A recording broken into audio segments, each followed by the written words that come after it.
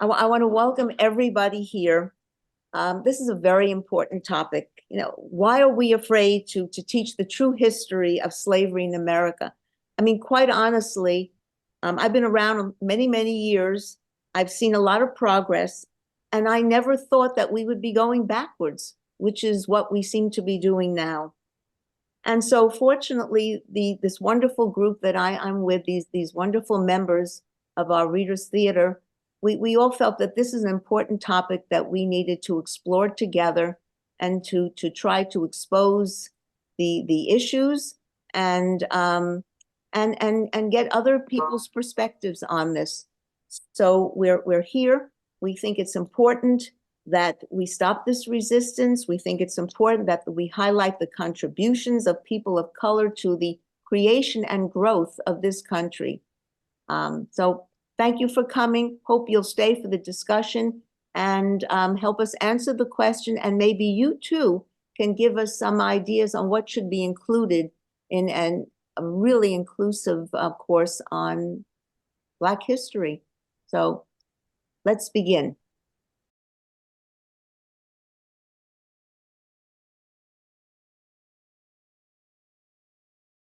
Good evening. Could I have your attention, please? Quiet. Please calm down.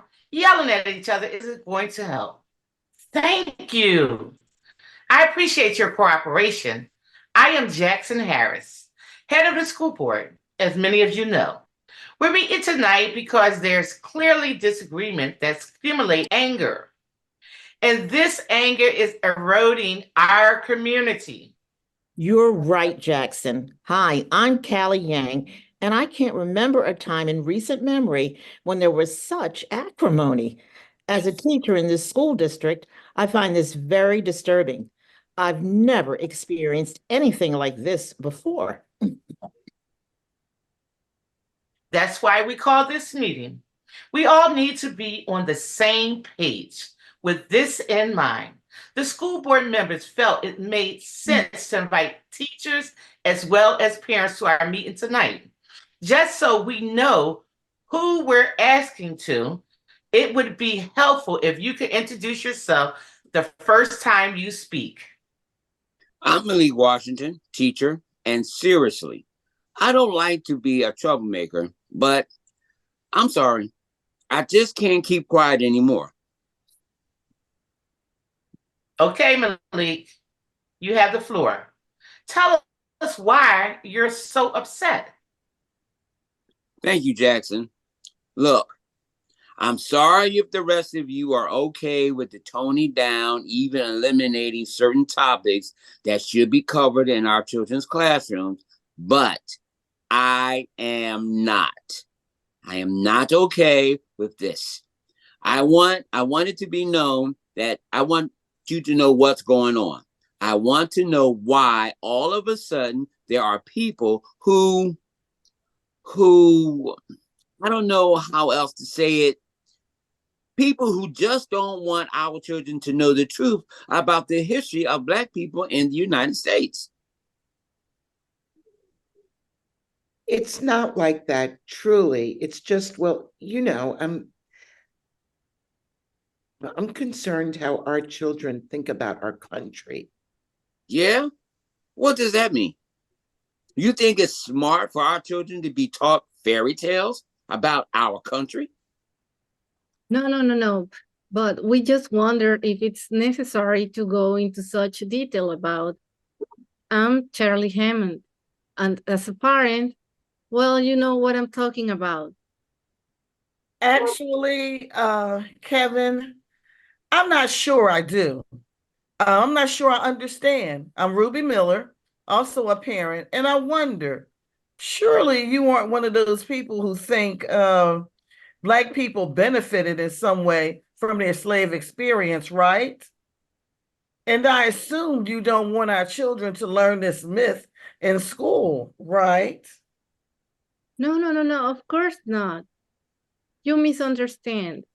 I don't believe that. None of us here do.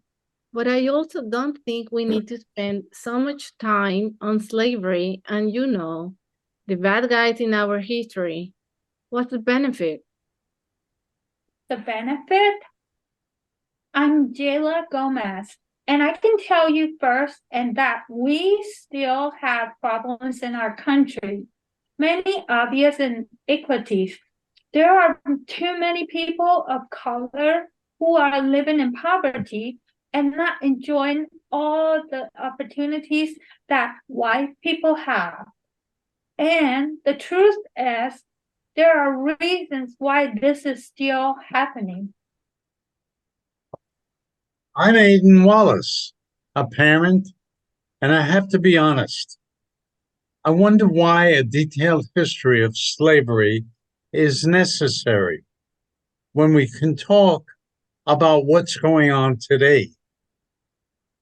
I'm Omar Ayed, also a parent, and I think an answer to your question is important.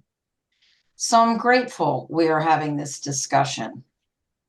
So am I, because I can't help but see a critical connection between what was going on during the years of slavery, what led to the end of slavery, and how we got to where we are today. I'm Stacy Meyer, parent. I'm Owen, also a parent, and yes, I do see some connection, but I agree with Kevin. I just wonder if we need to go into great detail about things that can make children very uncomfortable. I'm really sorry that you don't seem to understand. I believe this kind of thinking shows exactly why it's necessary. I agree, Malik. I hope I don't offend anybody here, but it's no secret that people are either unaware of the devastating and long-lasting consequences of slavery, or they pretend to be unaware. I think many people choose to ignore the fact, but I can't. We're talking about chattel slavery. Some people might think that slaves in the United States were indentured servants who could work until they paid off a debt and then earned their freedom. Not here. Here, it was chattel slavery, where enslaved people were property. And as property, they were treated worse than animals. They were denied their rights as human beings, their own identities, their history, and their culture, and denied the right to have a family. They were denied their freedom for the rest of their lives. It's almost too horrible to conceive this happening in our country, but it did happen. And today people would like to forget these facts and think all of this is embarrassing history, can be forgotten with a happy Hollywood ending that came with the end of the Civil War. Well, you can't deny that things got better. Everything was pretty much resolved once the Civil War was over. Resolved? I'm Noah Davis, a teacher here in the district, and it's been clear to me since I can remember that a lot of people want to believe this. But it's fallacious. There is something wrong with thinking that once Black people were finally given freedom, they would be okay. Let's put this belief to the test. What can you do with freedom when you can't read or write? How many people know that these enslaved people were prevented from learning to read and write? Does everybody here today know that? Well, it's true. The ignorance of all the enslaved plantation workers was considered a necessity for the security of their owners. Right. So without those skills and others that could make this newly freed people marketable, what did freedom mean to them?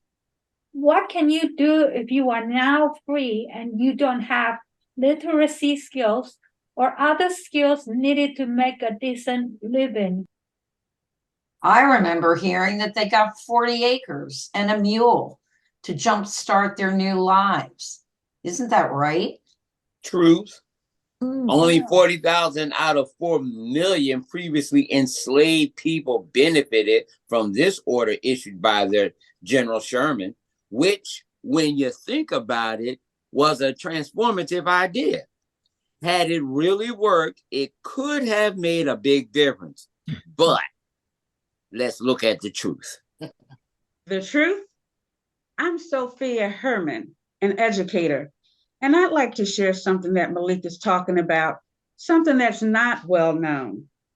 After Lincoln died, his successor, Andrew Johnson, a sympathizer with the South, overturned the order in the fall of 1865, and all the land was returned to their original owners. You know, the people who had declared war on the United States of America. Now that is something I didn't know about. What a shame. Yes, it is. So without that help, I often wondered how freed enslaved people were able to navigate a world outside the plantation when they didn't know anything about it and they didn't get the help they needed. I agree. It was a difficult time, but it was a long time ago. Unfortunately, not enough change to make it easy for former enslaved people to rise out of abject poverty. And we cannot deny that the results are long lasting. Well, a sharecropping system was created that could have created upward mobility for newly freed African Americans. But that too was a disappointment. The former enslaved people were exploited, and only a few benefited from the system. Oh, there's so much we don't talk about. And let's face it, the problem of systemic racism isn't something a lot of people in business and government want to talk about. There must be a good reason. You talk about systemic racism, and I just don't know for sure that it's a genuine factor. I'm sorry to hear that. I'm Leanne Liu, teacher, and I know for sure it's a legitimate factor. I strongly believe it's essential that our children know why throughout the years people of color have been prevented, purposely prevented in a variety of ways from improving their lives. I agree. In fact, all members of our society need to understand, including our children, why fewer people of color are living middle and upper class lives.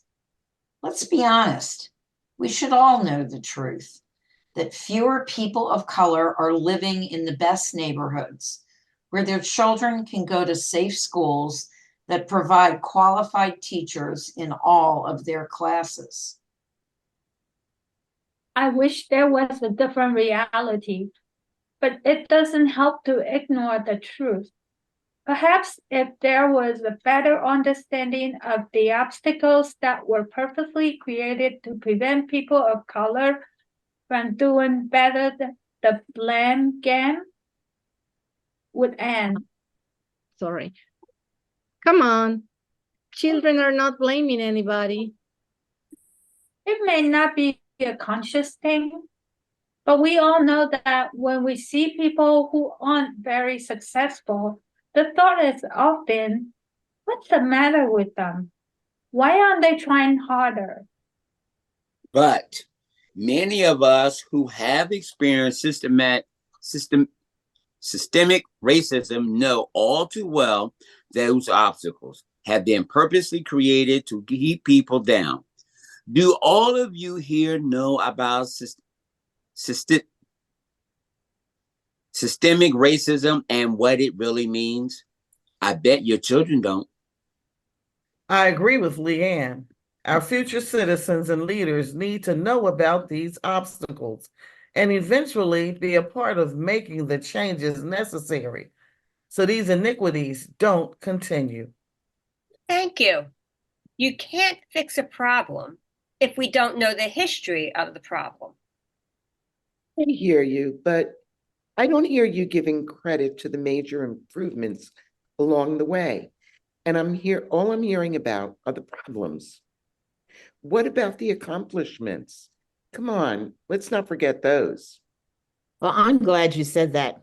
As a teacher, I've always made a point of highlighting the improvements in our history, but we can't appreciate advancements if we don't know what came before. I even wonder what our children know about the civil rights movement. They may learn the names of Martin Luther King Jr., even Rosa Parks. But what else do they know? When people talk about the civil rights movement, it's like, that's it. Enough. All the needs of people of color have been met. So let's stop complaining and move on. Sure, nobody wants to hear the truth, but we can't ignore it. One has to be asleep not to know what's going on with the Voting Rights Act.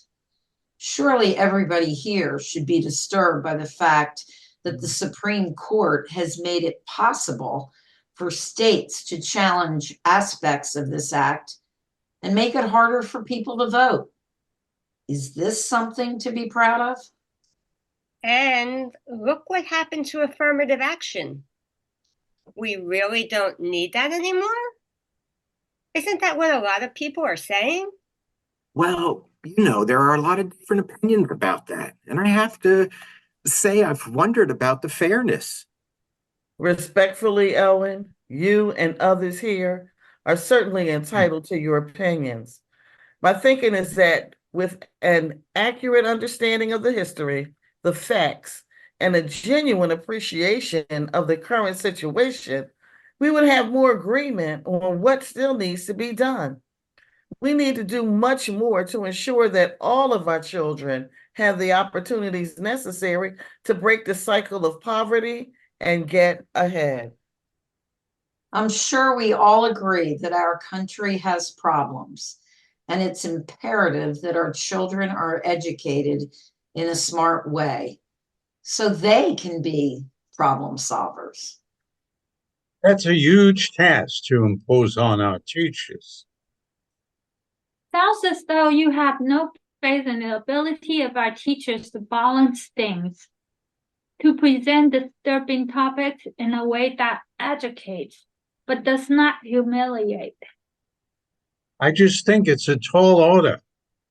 As a parent, I just question if teachers are really equipped to teach these things objectively.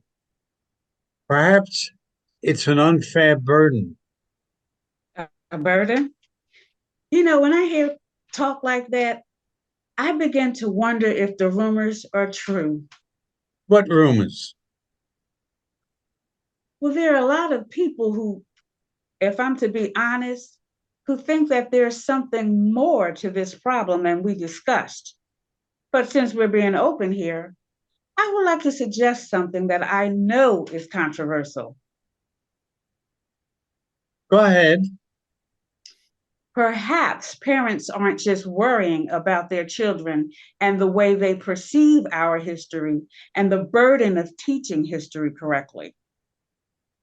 What are you talking about? I think I understand what Sophia is saying. There seems to be concern about white people fearing that if people of different backgrounds learn the true history of America, they are going to punish white people for things done to minorities in the past. That's crazy talk. I just don't want my children to feel guilty about being white. Now, why should your children or anybody else's children feel guilty about being white?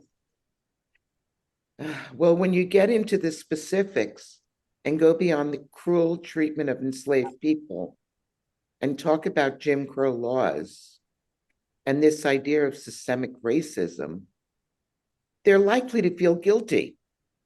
Guilty? They weren't born during the same time of slavery.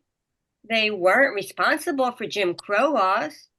Why do they need to feel guilty? Do you? Are you projecting? Nonsense.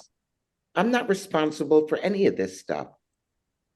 I'm sure you aren't, but I personally wonder if I have ever done anything that's contributed to the iniquities, perhaps the hurtful treatment of Black people.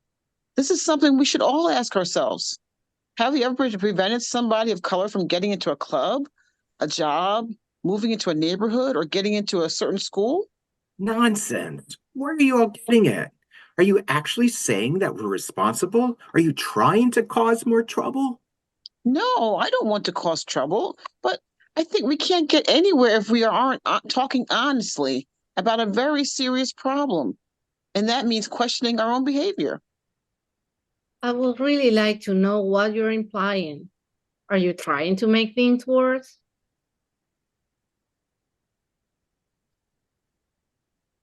I don't think Stacy is trying to cause trouble of any kind. I do think she is trying to make an important point. Okay. What's the point? I think it's possible that in some ways, many of us have inadvertently been responsible at different times for preventing people of color from being treated equally well. And if we have, or we know about situations where our friends, family, or colleagues have been directly or indirectly responsible, we need to recognize it at the very least. And if I may add, I think we need to be consciously aware of what we are saying and what we are doing and try to do better. Well said. Equally important, we need to look at what our government leaders are doing. If we want to solve a problem, we need to think clearly and honestly about all aspects of the problem. How true. And that's why I'm very upset with the approach to the teaching of Black history in our schools today. Ruby, you mean not teaching? However you want to categorize it, I strongly believe it's detrimental to the future of our country if we can't teach the truth.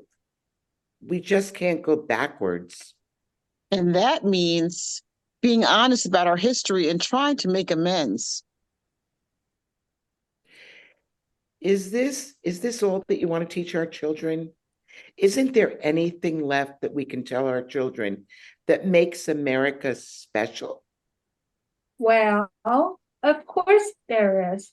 The birth of our nation, the Declaration of Independence, the Constitution, and so on.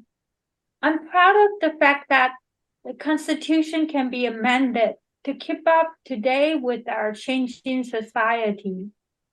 Yes, this is very important, but we also have to include some of the bad stuff, like what the white settlers did to the indigenous people. And let's not forget the fact that even our founding fathers and mothers had slaves and how it continued far too long. This is our history. This is the truth. To be honest, I only recently learned that many of our founding fathers, including our first president, were owners.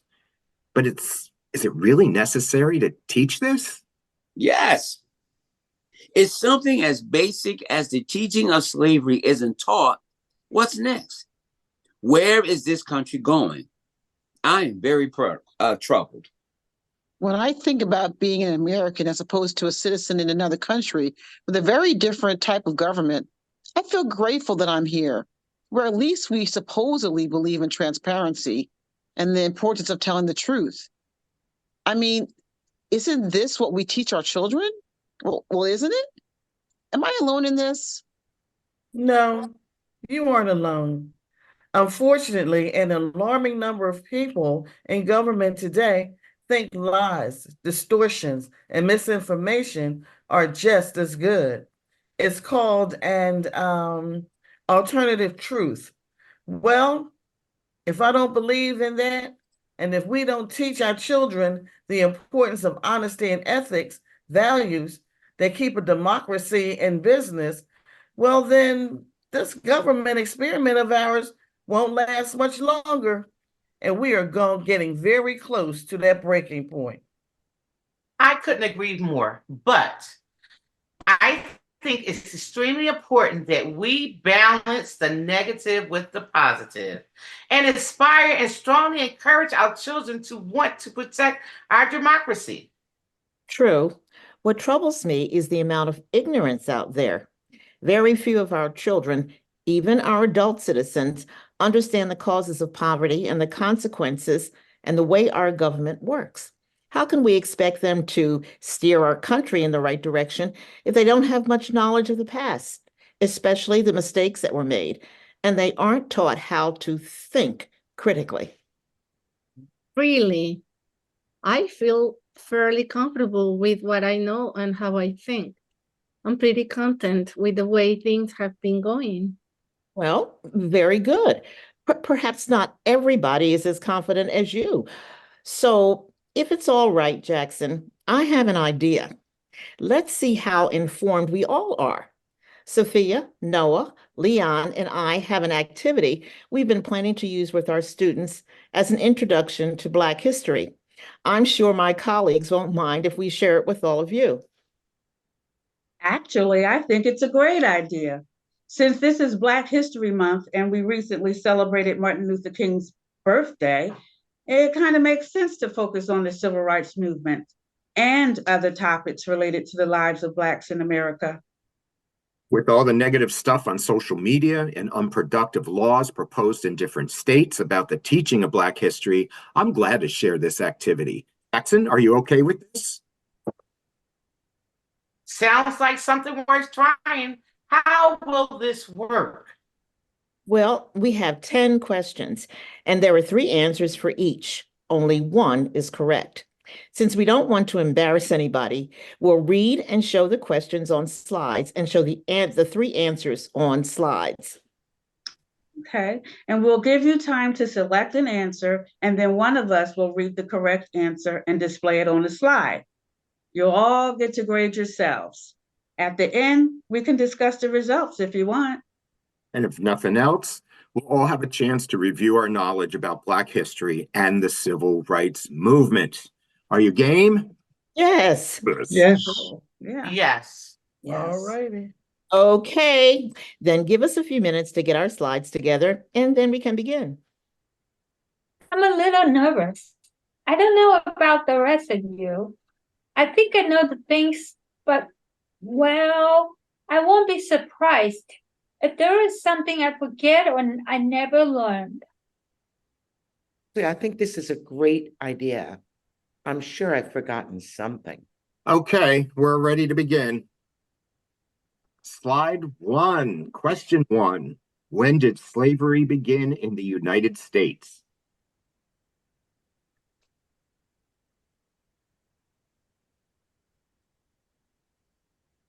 The correct answer is A.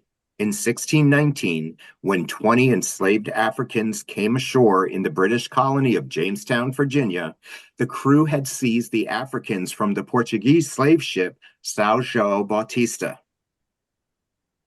Question number 2. Who is associated with the Montgomery bus boycott and why?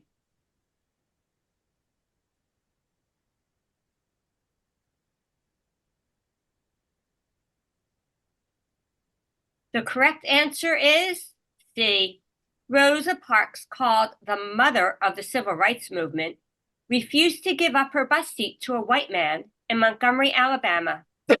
Parks' arrest on December 1st, 1955, launched the Montgomery bus boycott, which included 17,000 Black citizens. Slide 3, question 3. What are Jim Crow laws?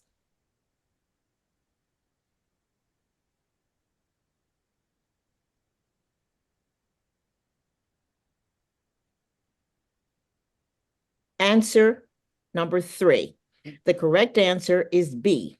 Jim Crow laws were state or local laws that enforced or legalized racial segregation in mainly southern and border states. These laws lasted for almost 100 years, from the post-Civil War era until around 1968, and their main purpose was to legalize the marginalization of African Americans. Slide 4, question 4. How did the Supreme Court ruling in the case of Brown v. Board of Education of Topeka affect African Americans?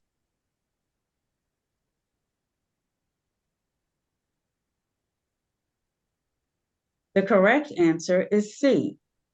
The landmark Brown v. Board of Education of Topeka ruling held that separate facilities were inherently unequal and hereby declared segregation in the public education to be unconstitutional. In response to Brown v. Board, a group of Southern congressmen issued the Southern Manifesto, denouncing the court's decision and pledging to resist its enforcement. Ultimately, the Supreme Court ruled that Federal intervention was required to implement the ruling. Question number 5. Which U.S. president proposed the Civil Rights Act of 1965 and which president signed the Civil Rights Act?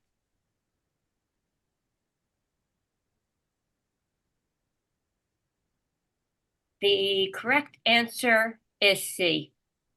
President Kennedy proposed the act, but was assassinated. President Johnson took up the cause and ensured its passage. This act outlawed the discriminatory voting practices adopted in many Southern states after the Civil War, including literacy tests as a prerequisite to voting.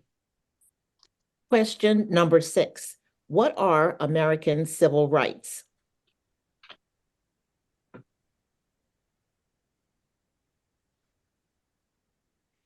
Answer A.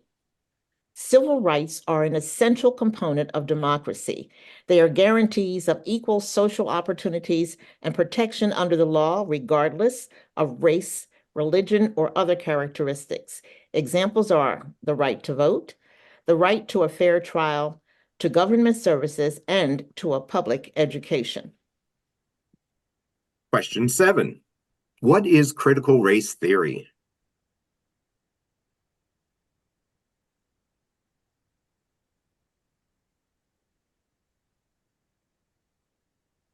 The correct answer is B. Critical race theory states that U.S. social institutions, for example, the criminal justice system, education system, labor market, housing, and healthcare systems, are laced with racism. Racism is embedded in laws, regulations, rules, and procedures that lead to differential outcomes by race. Critical race theory, CRT, does not attribute racism to white people as individuals or even to entire groups of people. Question number 8. Describe relining with a definition or examples.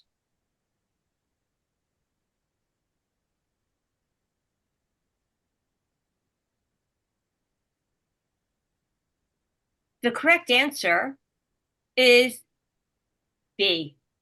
Redlining is a discriminatory practice in which services are withheld from potential customers who reside in neighborhoods classified as hazardous to investment. These neighborhoods have significant numbers of racial and ethnic minorities and low-income residents. Question number 9. Which statement about systemic racism is true?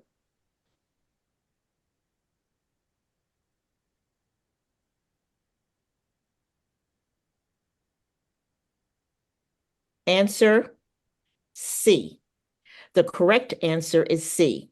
Policies and practices that exist throughout a whole society or organization and that result in and support a continued unfair advantage to some people and an unfair or harmful treatment of others based on race. Question 10. When did the 13th Amendment to the United States Constitution abolish slavery?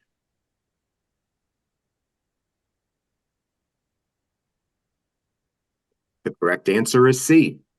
The 13th Amendment abolished slavery in 1865. The 14th Amendment gave citizenship to all people born in the United States, 1866. The 15th Amendment, 1869, gave Black American men the right to vote. Well, I have to admit, there was a lot I didn't know. Thank you. I'm very glad you did this for us. I certainly think there is a lot to learn. I agree. Thank you. I'm glad I came to this meeting. I'm very glad you feel this way. I think we can all thank Noah, Leon, Sophia, and Callie for providing us this enlightening activity. I learned a few things I thought I knew. Actually, we have one bonus question. We won't give possible answers, but we will provide a slide with the correct answers. Ready? Fill in the blanks.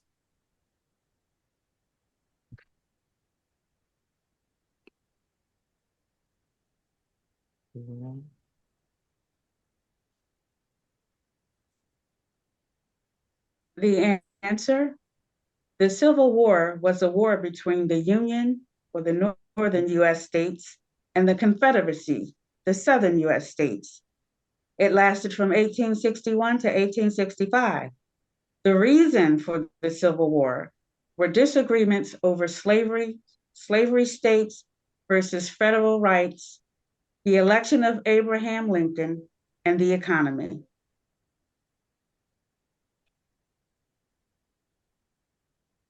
Well, I thank all of you for attending. We hope this meeting has helped bring about a better understanding of the need for a truthful teaching of American history, which must include the impact of slavery on the lives of Black Americans in the United States. We also hope that the curriculum on Black history will include the amazing accomplishment of Black Americans who have contributed enormously to the history of the United States. We feel that we would be remiss if we didn't call your attention to a few of the many Black American pioneers, starting with George Washington Carver, famous Black inventor, discovered 300 uses for peanuts. Frederick Douglass, American social reformer, abolitionist, orator, writer, and statesman, helped ensure the emancipation of Black people at the end of the Civil War. Shirley Chisholm, first Black woman elected to Congress. Bayard Rustin, the man who organized and strategized the famous March on Washington. Jesse Owens, a track and field athlete who set world records and won 4 gold medals at the Olympic Games in Berlin. Ralph Bunche, architect of the United Nations and first African American to be awarded the Peace Prize. Maya Angelou, civil rights activist, poet, and award-winning author. W.E.B. Du Bois, sociologist, historian, and the first Black person to receive a PhD from Harvard. Bessie Coleman, first licensed Black pilot in the world. Marian Anderson, first African-American singer to perform at the Metropolitan Opera and a Goodwill ambassador to the United States State Department. Thurgood Marshall, first Black person to serve on the Supreme Court. These people and their accomplishments are just a fraction of the pioneers of color that all Americans should know about. We hope you are inspired to do some of your own research. I hope we can all agree that we benefit from learning about the heroes that have changed our world for the better. We thank the members of our audience for joining us tonight. We invite you to suggest other questions that should be answered in the class or a unit on Black history. And of course, we welcome you to share your thoughts on the importance of teaching Black history and the reasons why people of color are still dealing with the inequities in our society. Thank you again.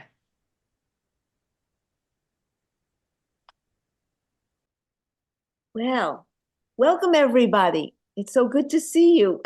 I'm thrilled that there's such wonderful attendance tonight. I open it up to you, your reactions to what you heard, what you saw, what's missing. This is just to trigger a discussion and an opportunity for all of us to think about this topic and to be supporters of people who want to encourage the teaching of Black history and the truthful teaching of Black history.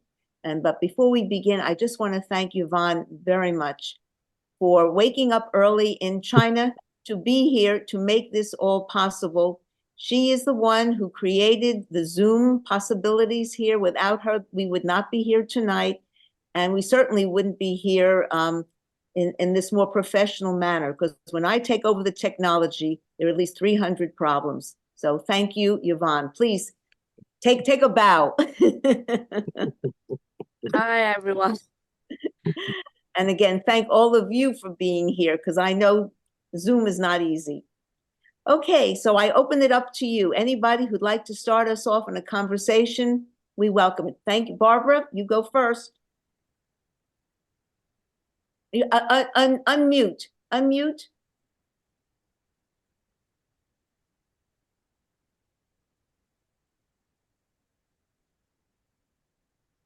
Can you hear me now? You bet. Thank you. Okay. One more time. I'm Barbara Peretz, and a few things, but the first one is I am in the process of reading a history book that it's fifth grade American history that belonged to my uncle Sidney, and it was published in, I believe, 1913. Let's understand that the history I am aware of and the history they promoted are remarkably unrelated. One of the things they mention in this book is how foolish and ridiculous it was that when ministers and priests went to Africa, the religion they represented, Christianity, was not wholeheartedly accepted. What was wrong with those people? Their religion couldn't be as great as, Well, I don't agree with that theory, and a whole bunch of other things that they taught a history that makes no sense by people who are aware. Anybody else? Thank you. Yes, Victoria. Hi, how are you doing, everybody? Hey, Alexa.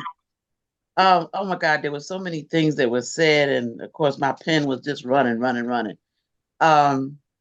One thing my grandmom used to always say, if you don't know your history, you stand and make the same mistakes over and over and over and over again. Right? So if the children don't know, then they'll make the mistakes that somebody else made that they could have avoided. But one of the other things is that when we got the welfare system, it took the men out of the home. Men were not allowed to be in the home. If you have not seen this movie, look at the movie called Claudine. It's a movie with Diana Carroll. It's an old movie, but it depicts that very thing about what happens when a woman is on welfare and there's a man in the house. And that's still going on here in 2024. One thing I think is like ludicrous, when they talk about why is it necessary to teach Black history? Why do the students have to know this, everything? That's like asking a Jewish person, why do their children need to know about the Holocaust? Or a Japanese person saying why their family doesn't need to know about, what happened. Was that Hiroshima where they had the explosion? I mean, it's just so many things that just sound dumb. And there's something that's going on in our school systems right now. And that is, you've heard of the school to prison. I forget what the last word is, but what it is pipeline. What is it called? Pipeline. Pipeline, right. The school to prison pipeline, where by the time a young boy is in about third or fourth grade, they already know whether he's going to be in prison or not, which is the most ridiculous thing I've ever heard, but it's something that's being done. I don't know if you ever heard of Scotland School for Veteran Children. It used to be up in Scotland, Pennsylvania, not too far from Harrisburg. And the school system here in Philadelphia, when children left the Philadelphia school system and went to Scotland, one of the things that happens is the dollar amount of money that's designated for each child in the public school system had to be reallocated over to Scotland School. When our former mayor, who I used to love but made me mad when he became governor, he decided he wanted the money that was going to Scotland School, so he closed the school and they opened up private prisons. So I'm like, okay, these people, I'm sorry, I'm talking too much, but so many things that were said was like really kind of like grating my nerve, I'm sorry. No, don't be sorry. Thank you very much for sharing with us. Thanks, Victoria. Yeah. All right, somebody else. Education is supposed to take us from elementary school through high school, and that means going from a very young child just learning the rudiments to, an age where they're adults. And, I think there's a need to recognize that as we move through the system and we become more and more adult, we have to understand more and more of the complexity of what our culture and civilization and our civics are. And I think that there's a need then to say that, we have to understand more completely what the contributions are to all of the people who make up this great country. And also, along the way, what problems they've suffered and what we still need to work on. That's the nature of a democracy. It's imperfect, and it's always needing to examine itself and perfect itself. And I think that if we take that kind of attitude, then we have to understand that, okay, maybe in the early stages of development, there's certain materials that children are not going to be very comfortable with. But as they get progressively through the school system, they need to become more aware of problems that, are associated with our civilization, our culture, and what still needs to be done. And I think that this is a critical thing that we have to look at. It's not just something we can throw a blanket over and smother. We really need to, recognize that if we want to have a real democracy where it's participatory, we have to recognize that that maturing process is one we have to deal with. Can I chime in here? Absolutely. Go ahead, Sharon. Yep, it's me. A few things. So one, I just want to stress the fact that this is not a past tense situation. Slavery is still going on current day in this country. Hence the mass incarceration process, and also, like someone said earlier, the school to prison pipeline is also part of it. So it's not a past tense thing; it's still going on. So we're not talking about history; we're talking about current day. Secondly, as far as the education part of it goes, sort of say that, growing up and going to private schools my entire life, I would say I didn't rely on schooling to learn any of the Black history that I was taught as a kid. It all came from my family and family friends and books that I received outside of school, because the school did not teach us a fraction of what actually was the history of this country.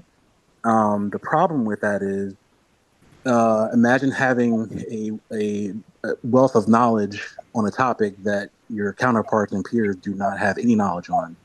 So it created a little bit of disparity as far as being able to communicate how things really are, as opposed to how things are perceived.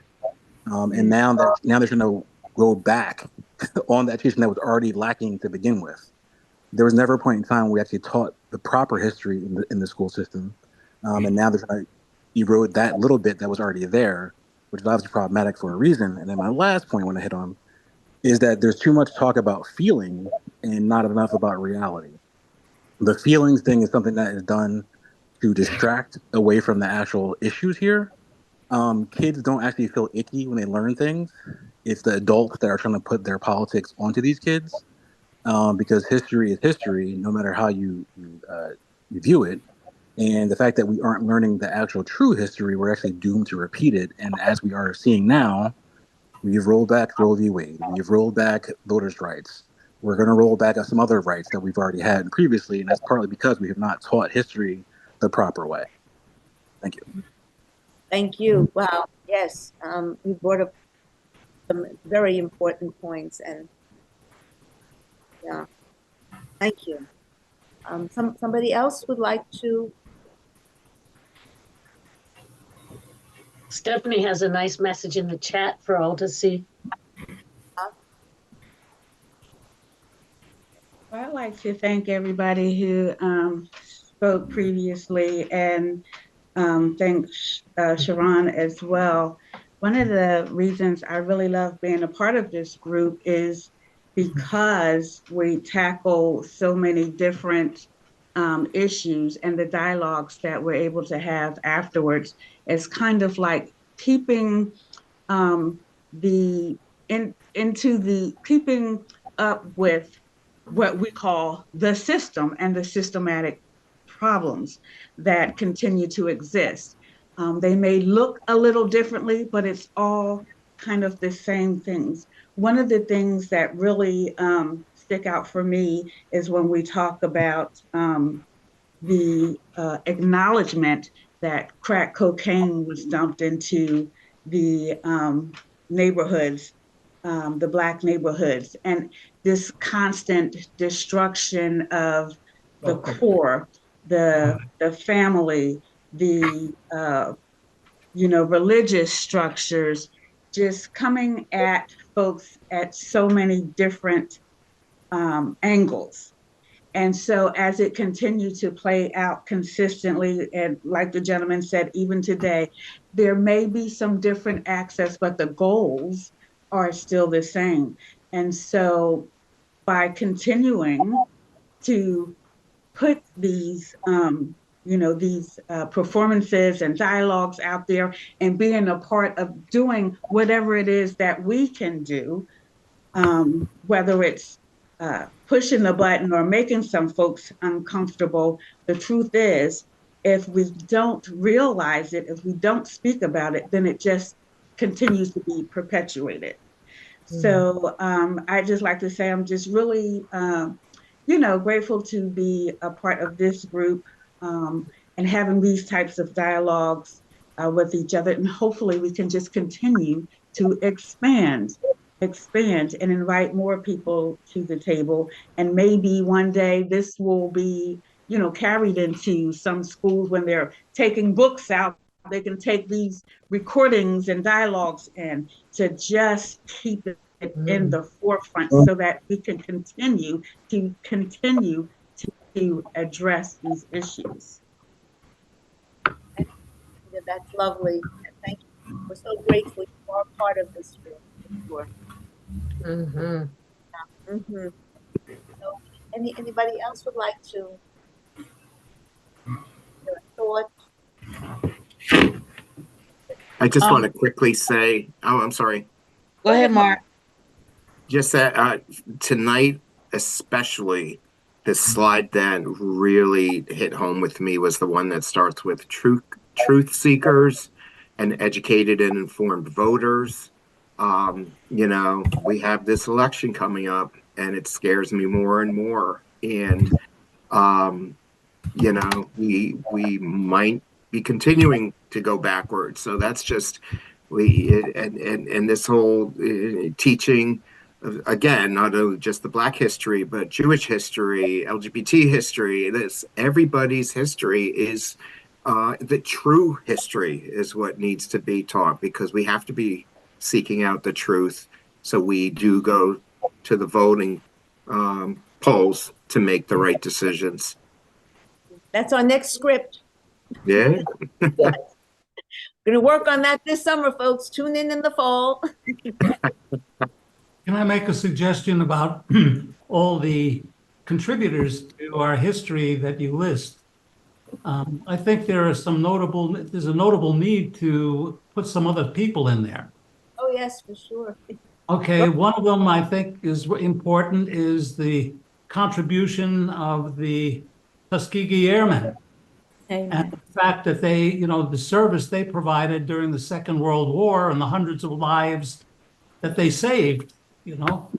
And also, I think, you know, we've overlooked Barack Obama and our vice president. It's, Kamala Harris.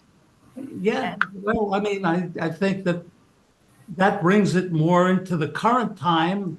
And for those people that may not be that well tuned into history, I think maybe they need to relate more to the current times and certainly those are two people who would be important. Excellent. Absolutely. Thank you. Anybody else here?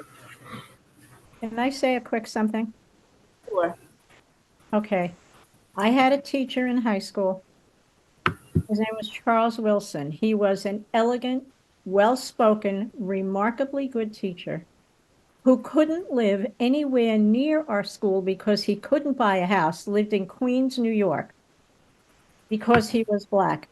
And he lived way out on Long Island and traveled his little heart out every day. He was good enough to teach us, but not good enough to live across the street. And even as a kid, I thought that was so wrong, so inappropriate. How do you do that? And by the way, in the same neighborhood, when we sold my mother's house, and we sold to someone who was not exactly what the neighbors expected, they asked us not to sell to them. Are you kidding? They want to live there, they can, they should. Don't ask me to say no. Thank goodness. Even then, you stood up for the right thing. As a family, we did, yes. But I never forgot Wilson. Yeah. Frank, something?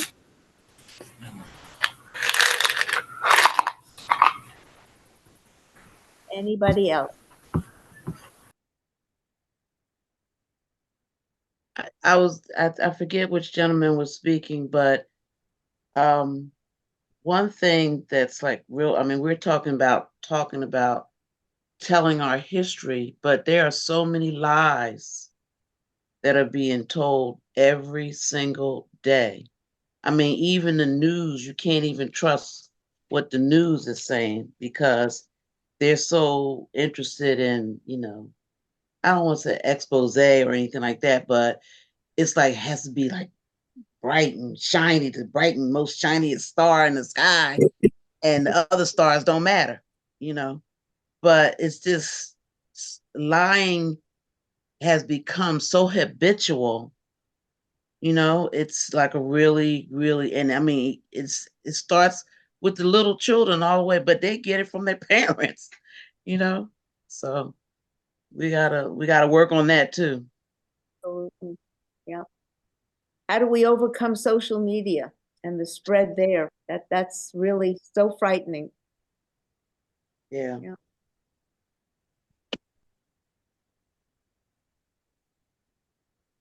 Anybody else?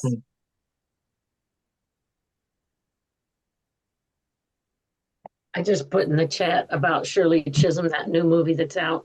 It was so wonderful because Mike mentioned our vice president, but Shirley Chisholm she was all that. She was my hero.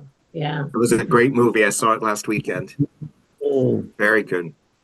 And if anybody saw Rustin, I recognize. If you haven't seen Rustin, I certainly Right. That's great too. And Mike also mentioned Wilkerson's book. Yeah.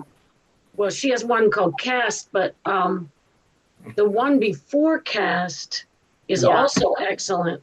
Warmth of Other Suns. The Warmth of Other Suns. It talks about immigration, the migration north.